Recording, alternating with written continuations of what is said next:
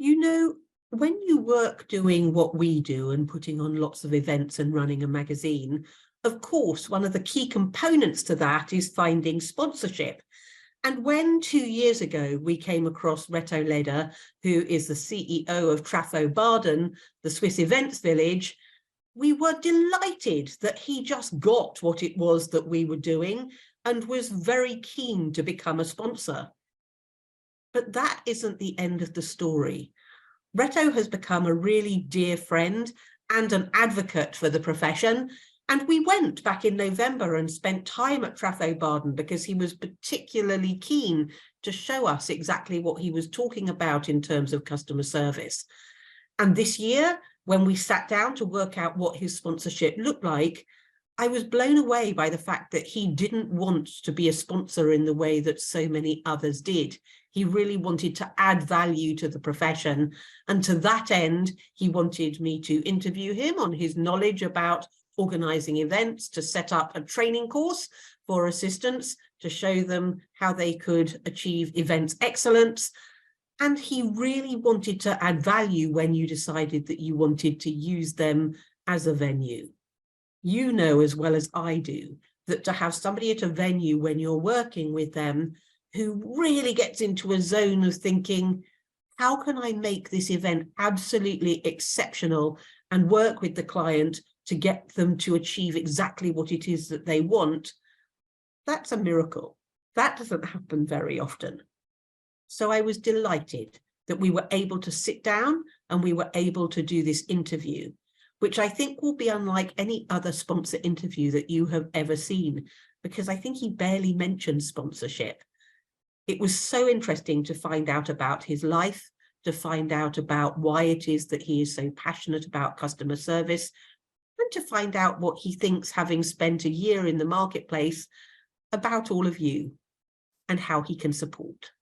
So will you please join me in welcoming our headline sponsor for this year, but also now my dear friend, Reto.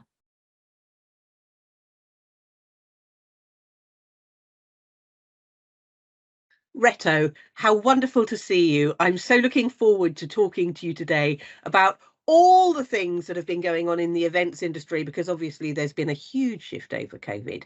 But what I wanted to do before we did any of that was to just ask you a bit about yourself. So can you talk to us a little bit about Reto and your career and how you got into working in events in the first place?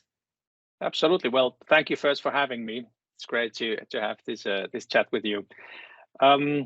Well, regarding your question, I've really spent all my professional life in the hospitality industry ever since I got out of school 40 years ago or so. I went into hospitality, be that restaurant business. I've done some kitchen work, not very successful, I have to say. I can't cook.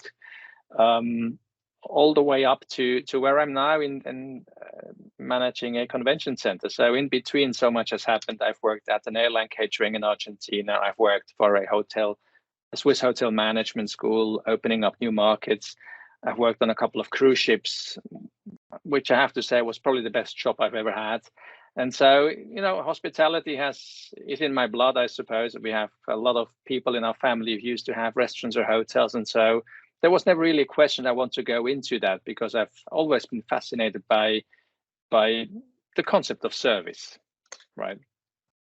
Very definitely. And you mentioned cruise ships. I know that one of the places you worked was the QE2, and your stories from that time are absolutely legendary. So I just wondered what you felt you had learnt, particularly from your time working on that cruise ship. Well, I worked on 2 cruise ships. I started off on the QE2 on the World Cruise back then. And I worked for a specific project that Cunard had started just shortly before. It was called the College at Sea. And you have to imagine that on a cruise ship, staffing is always very, you know, just what you need. You don't really have the capacity to carry extra crew members just in case someone gets sick and so on. And so in order to solve that, Cunard has come up with this College at Sea idea, where we essentially set up a training center on board the QE2. And for, I believe, it was 6 or 8 weeks, we would take on a group of 15, 20 people, give them the full training while at sea, insert them into the actual work environment and test them at the same time. So whenever there was somebody who wouldn't really, they didn't feel like cruising was for them, we would realize that before they actually got a fixed contract. And so at the end of it, we knew who to hire and give them a full contract. And that was a brilliant concept, I have to say. It was a lot of fun, meeting all these people. And, cruise ships, they're just, I think, the most extreme version of a hotel when it comes to service, right? Because first of all, you have your guests there 24/7. They can't go anywhere really because there's water all around you. And so you have to do a lot more to keep them happy. You really, the famous phrase, like going the extra mile and being a step ahead of your customers and everything. That is so true on cruise ships, much more than for hotels that are land-based, because it's constantly about wowing people. And I went to Seabourn after that, the Seabourn cruise line, and they have even perfected that concept more. So we would have every week staff meetings where the sole purpose was to find out how can we wow people on the next cruise? Like, who are these people? Have they cruised with us before, and so on? And so many fantastic ideas have come up from those meetings.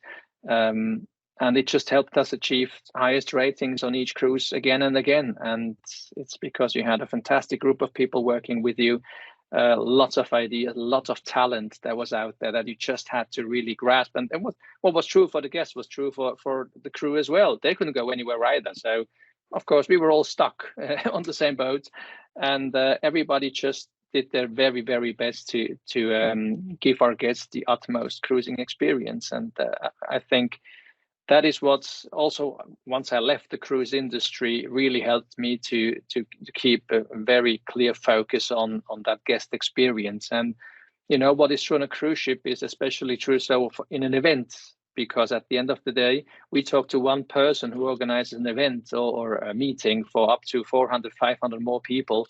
And it's not just about pleasing one guest, it's about pleasing the 500. And that makes it ever so much more challenging and interesting. Yes, and I know you're almost obsessive about that detail and making sure that the customer service is right. And I know that when we have spoken about things that you're doing at Trafo, there are so many examples of just tiny things that maybe other people aren't doing. And I would love you to talk to me a little bit about why you feel that customer service piece is so important and why you're so obsessed with it. Why am I obsessed with it? Well, I can't get out of my system, I suppose. That's the simple answer. But I mean, at the end of the day, we all want to we want to sell something. So in our case, we want to sell an event experience at Trafo, catering service, and so on and so forth. And the best way to make sure that people come back is, again, to wow them. And the more you look after the details, the more you do things that people don't necessarily expect, of course, the better overall impression you leave. I mean, I'm sure you've heard the famous phrase that it's the first impression that makes the difference. And while I agree with that in principle, I think the second and third impressions are just as important, because at the end of the day, a guest, no matter in which environment, will take home with her or him a series of impressions that make up the whole package. And based on that, he or she will decide, will I ever go back to that place or not? And so we cannot just rely on making a first impression, then let it slide. So we really have to think the whole process through, from the very first customer contact to the day the last event guest leaves, and make sure that all these steps are really, each one is a single experience of its own. And again, you need a great staff for that, of course, a great team. And the more that you can instill in them the need for excellence, the need for service excellence, I think the better chance you have that you actually get that whole package delivered as it's supposed to be. And that, of course, is transferable to the assistants, because I think so often the assistants don't know what excellence looks like, and they don't get training, and therefore there isn't that reach for the stars. That's the level that you've got to get to. And I think it's so interesting, because businesses would really learn from that.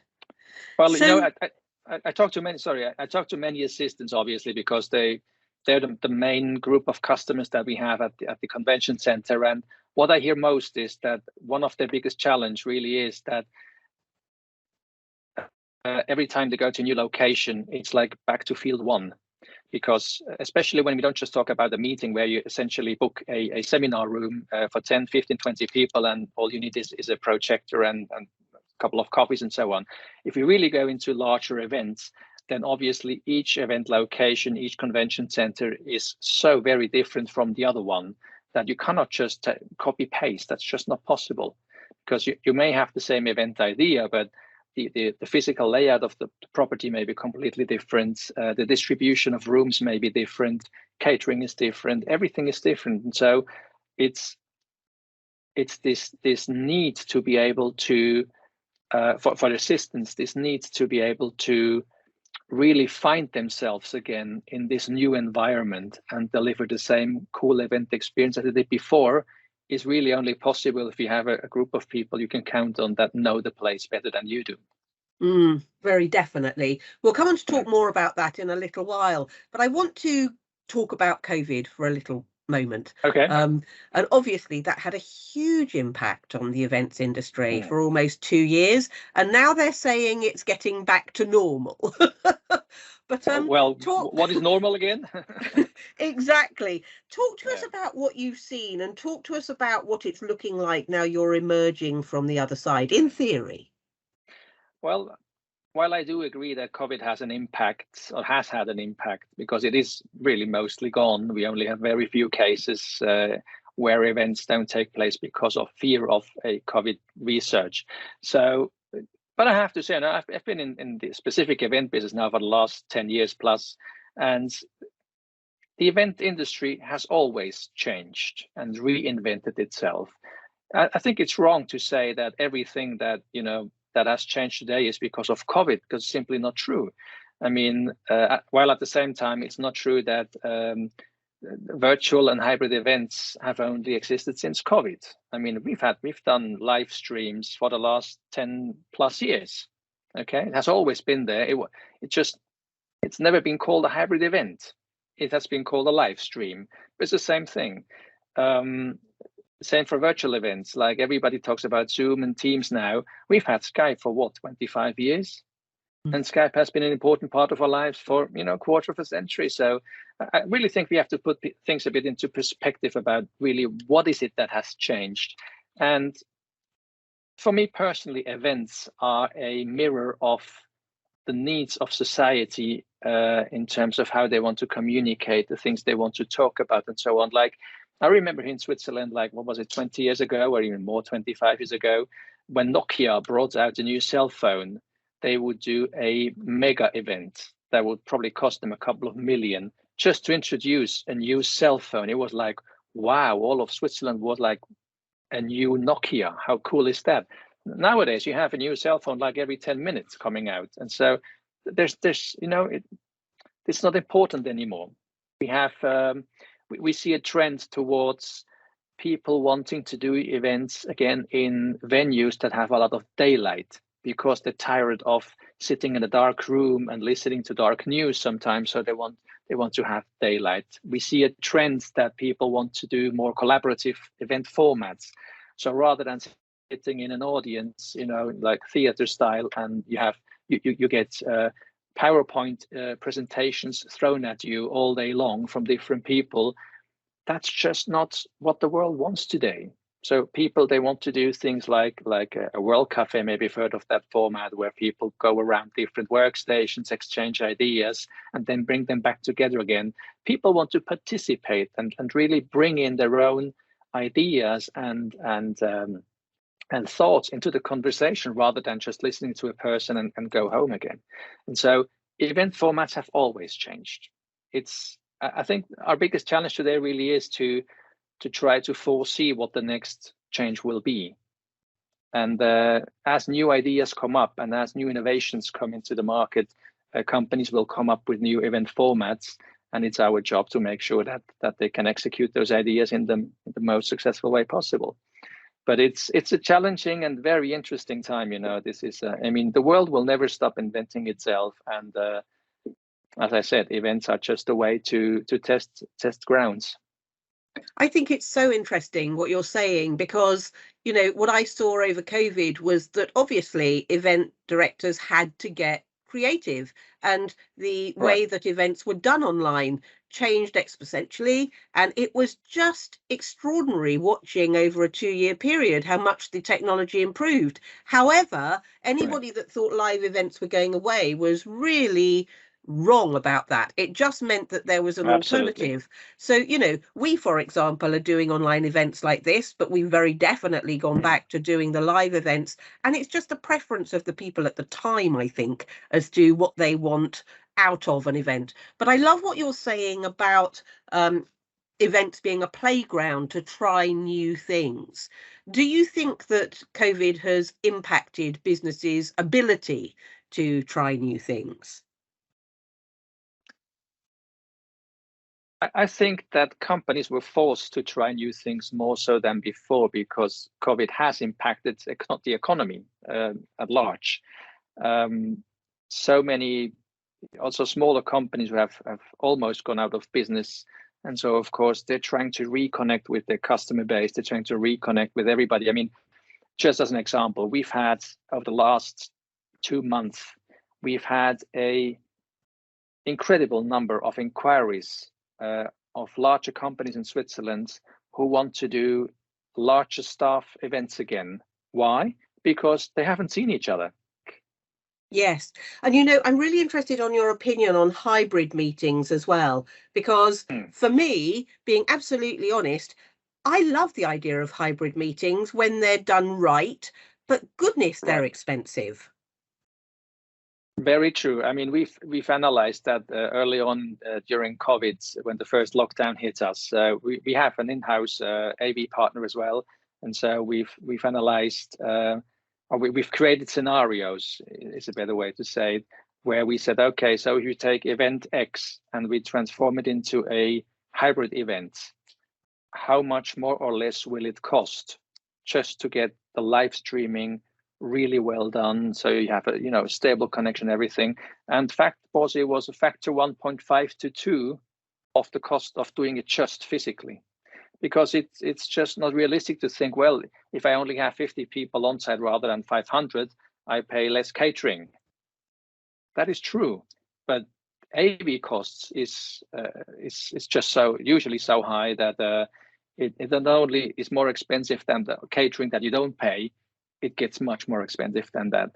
You know, keeping people really online, keeping them engaged, it is so difficult. And a lot of people here in Switzerland have said, well, the advantage of going hybrid is that you can entertain the people online in the same way.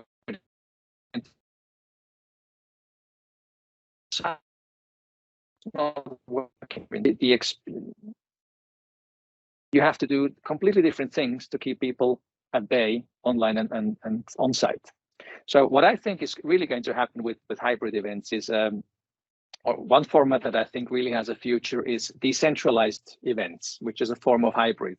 So say you do one event of your, let's say, modern day assistants, you do them in Barcelona, and you do one in Berlin, and you do one in Zurich, all at the same time, connected via a specific software that allows you to connect everybody. So everybody is physically in the event location, but you're all connected over the internet as well, so you can talk to each other. And that is a very interesting form of doing hybrid events. I think associations are more and more starting to use that type of dynamic. Very definitely. I love that. I love that idea of formats and different formats. Are there any other things that you're seeing coming out of COVID that have really impacted events, particularly in terms of formats? Well, there's the eternal discussion of virtual, not just hybrid, but actually getting an event completely online. Everybody talks about the metaverse and so on and so forth. So I think it's just too early to say what really the potential of these type of formats will be in the future, because it's all so new and a lot of is experimenting still. I think the generations that are not so online, compatible are still in the majority, rather than with the young ones who are very much accustomed to just being online. So I do think it will take a bit more time to really figure out how that will impact our world here. Yeah, to shake down, I guess. So, okay, let's talk about Trafo a little bit, because obviously you run this hugely successful convention centre in Switzerland, near to Zurich, called Trafo. It's in a tiny town called Baden, just outside of Zurich. And obviously you're our headline sponsor for this year, which we're very grateful for. Thank you very much. But what does a convention centre from Switzerland have to do with you needing to talk to assistants? Excellent question. Obviously, we have talked about this at length, about why would it be interesting for us to be a headline sponsor for the events of executive support. I think it all comes down to you do training and we have something that we can help train people about. And that's event organization. So we do 500 events every year, all sizes, from meeting of 2 people to big events of 1,500, 2,000 guests and so on. So we have a huge knowledge among our team of how you best prepare for a meeting or for an event, all the different checklists you should have at hand just to make sure you don't forget any important detail. While at the same time, you as the one who organizes the event, being able to, go into the day of the event without being completely stressed out. And so this is essentially what we hope we can contribute to your learning platform is how do we best go about planning an event? And it starts at, coming up with an idea. Why do I want to do the event? What is the goal of the event? Who do I want to talk to at the event? And so on.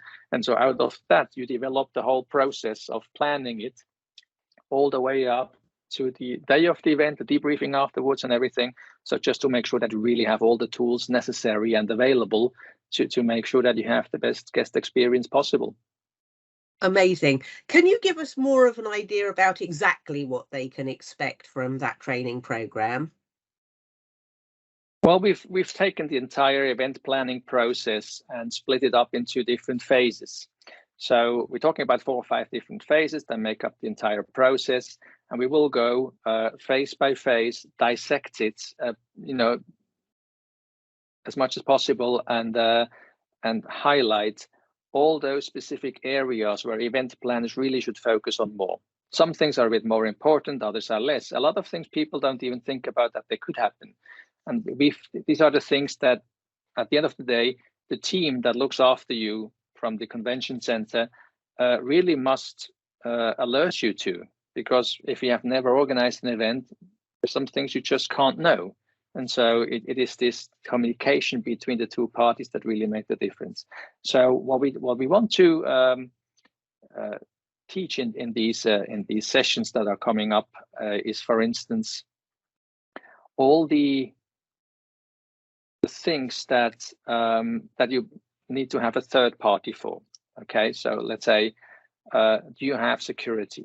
Do you have medical assistance? It's not the same in every country. Some of them require it, others don't. AV, decoration, entertainment. What else? Catering, of course, is a big part of it. So you get all these things together, put them on the checklist, and really go one by one until you have a ticked box in every case. You can say doesn't apply or I've done it. One of those 2 things need to happen.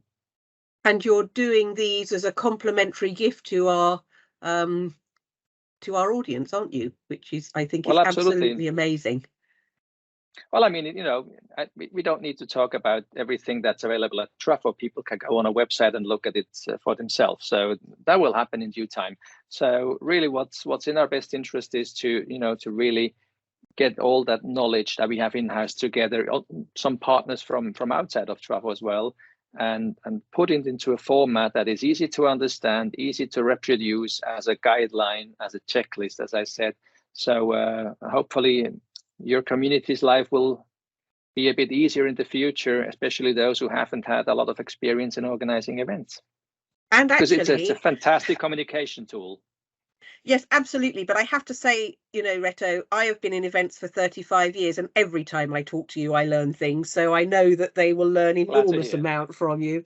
The other thing, you know, that the other thing I'm really interested in is, obviously, Switzerland is a very beautiful country, and, you know, you have this wonderful convention centre there. But why do you want to market it internationally? Because I know that you're almost sold out the whole time. It's, you know, and let's face it, Switzerland can be expensive. It can be on the pricier side of life, absolutely, and that's obviously one thing I hear a lot when I travel around and talk to people about, you know, where do you do events internationally and so on. And every time I say, well, Switzerland, was, oh, too expensive, we can't do that. And so that's only half the truth. I think first you have to know that if you want to do an event in Switzerland, and I hear that especially from associations, more so than maybe from corporations.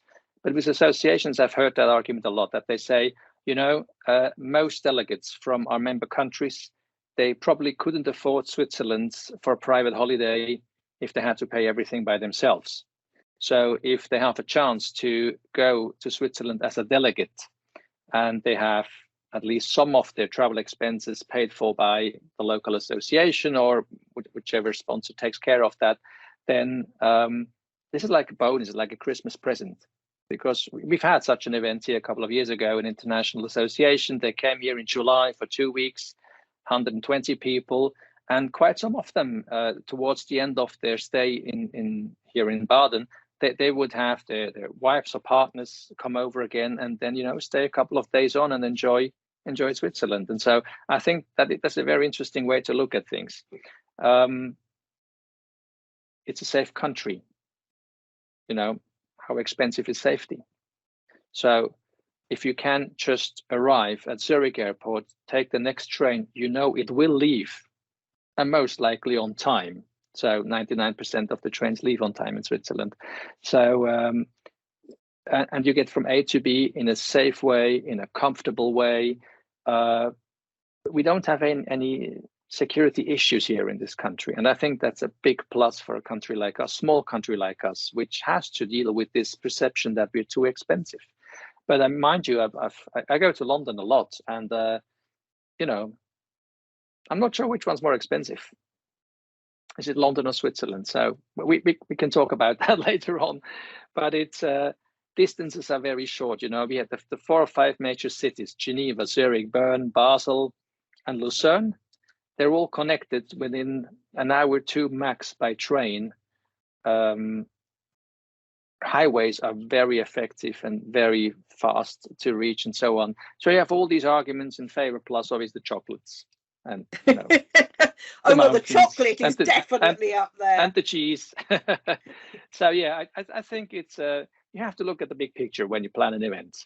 Okay, obviously Switzerland, we don't have cities where you like Madrid or Barcelona, where you have a hotel capacity that you know far outpaces anything we have in Switzerland. So obviously size is an issue in terms of how big an event can actually place in Switzerland.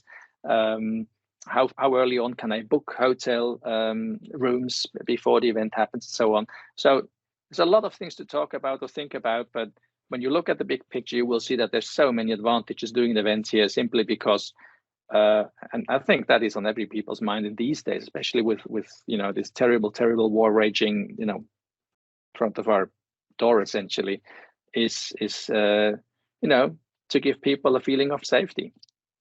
I think that is one of the biggest issues. Yeah, I couldn't agree more. And the other thing that I think is that, for me anyway, the transparency is huge when we work with you. I mean, we've just booked a modern day assistant with you in October, which we're going to be delivering at Baden, which I'm very excited about, and actually would be a very good opportunity, I think, for assistants to come and to see the venue. But what I'm loving about that is that, whereas particularly in America, I quite often find myself in a situation where it's almost like the venues are going, how can we catch you out and then present you with a bill at the end of it of things you didn't expect. Your system does completely the reverse, and I know exactly where I stand, and I'd love for you to talk to us just a little bit about that, because it's rare. Sure. I really have to go back to the cruise ship. This is something that on Seaborn especially, they have always cherished that. They say, if you want to take a cruise, this is how much it costs. Gratuities included, no questions asked. Some shore excursions maybe are on top of it, but that's up to everybody. But most everything was in a very, very easy to understand package. And I think this is how things should be. People want transparency when it comes about prices, and especially when you talk about events that cost many tens of thousands of euros or dollars. And so we took a clue from that cruise ship experience. We took a clue from what you in England and many other countries know as a daily delegate rate. We didn't know that in Switzerland. We had that in hotels, maybe not in convention centers. So the usual format here would be that you pay a rather steep sum of money just to get the venue secured. You haven't had a single coffee for that money. And then on top of it comes every piece of furniture, every coffee, every this, every that. And at the end of the day, you get a price quote, 15, 20 pages long, while really all you're interested in is look at the bottom line, see this is the total amount, how much does it cost per delegate that is attending. And so we thought, well, how can we make life easier for people? And so we came up with a system that's not unlike when you go online and shop for a new software of some sorts, where you have, the options A, B, C, with a description of what each component is, and a little check if it's included in A, B, or C or not, and the price tag at the bottom. And so it's essentially the same that we try to do. That we say to people, go online, have a look at our packages, choose the one that you think fits your event experience most, take that price, multiply the number of people you want to come with, and that is your price quote, essentially. There are a couple of things not included, like alcoholic beverages. Again, either you buy a package or you go by as you consume it. AV is an issue, of course, because that is so different for every event. We couldn't possibly make packages that suit every event, but that is just the philosophy, and I think that's something that you as the person who organizes the event has a certain power with the location you want to go to as well, because you can demand more transparency in the pricing. And the more people do that, I think the more our industry will realize that it's not about charging every little thing extra on top, and at the end you just, it's annoying. I've been on the other side as well, on the receiving side. I've organized events, and I've always had trouble thinking, why didn't nobody tell me before that this and this and this is going to cost so and so much more? So at the end of the day, you have 20-30% more cost than you had budgeted. And who's going to explain this to your boss? Well, totally, because particularly the assistants are sitting, they're working out the budget, they're getting the sign off for the budget based on what they've been quoted. And so I do wish more event organisers, most venues would think the way that you do, because it would make everybody's life easier. And I have to say, the other thing that I think would make the event organisers' life easier is if other event venues were working like you do to make sure that the event is exactly what the organizer is wanting, because I know that what you're really great at is listening to what the final result is meant to be, and then taking that and making that a reality. Because for an assistant, particularly, who's really, really busy, having a venue that goes, okay, I get it, and I'm going to work with you to deliver what your exec needs, is huge. Can you talk to us a bit more about that and how you go about that? Right. So I think COVID has had a major impact on that specific issue. See, when I look back at 2019 and our customer database we had back then, and we do have a lot of repeat customers, about 80% of those people working at those companies organizing events with us, they're not there anymore. They have gone. I mean, we've had an amazing, not to say terrible, turnover of staff during and after COVID. Imagine or think of all the knowledge and talent that gets lost in such a situation. And of course, that happened on the customer side as well. So listening has never been more important than now, because we have a brand new group of people talking to us. A lot of them don't know the events that have happened before. We don't know them personally. We don't have a relationship with them yet because they just started. They do their first events again, mind you, in Switzerland until February 2022. You know, we were essentially, you know, not allowed to do events. And so everybody is catching up now. And the catching up is not just in doing the event, but also learning in how to do them. And so we do spend, I would say, 2, if not 3 times the time with each customer to really figure out what it is they want. New ideas are coming in because they're new people, but also just, you know, listening. What do you want to achieve and how can we assist you better in achieving that? Because we all have the same goal. We want the perfect event experience for our guests. And it's a real differentiator, a huge differentiator. I think it is, yes. Yes.